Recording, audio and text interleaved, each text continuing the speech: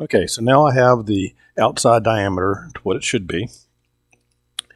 And I've got a little groove there in the middle where you would actually wrap the wires of your earbuds. And it is 0.45 from each end. And remember, you need to bring your own Sharpie. This is going to be good enough. You could actually do some measurements, and if we had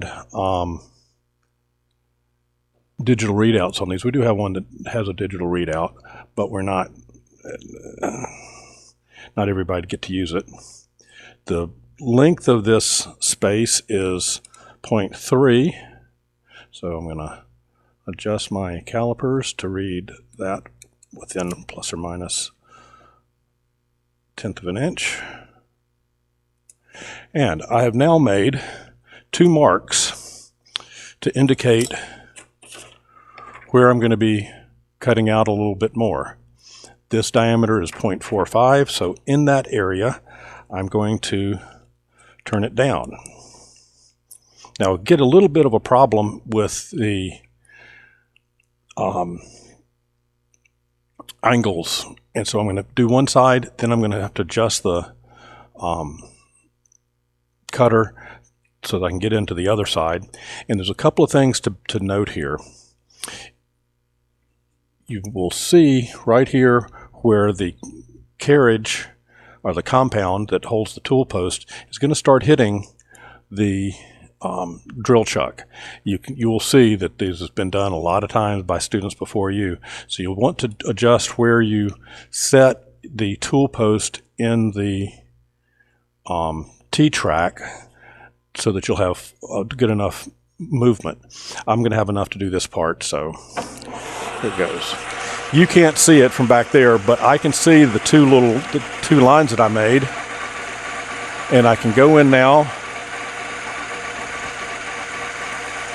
to the one on the left and go in partially towards the right.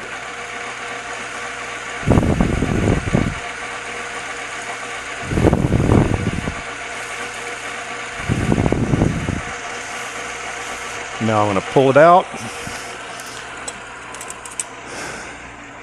clean it up, measure, and see how far down I've gone. There is a dial on here that you can measure how far you go in.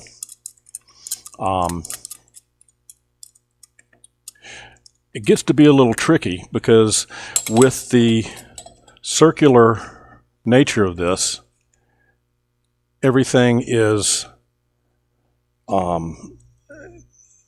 going in 1/10 of an inch actually takes off 2/10 of an inch. Okay, now I've got a rough idea of how much more I got to go.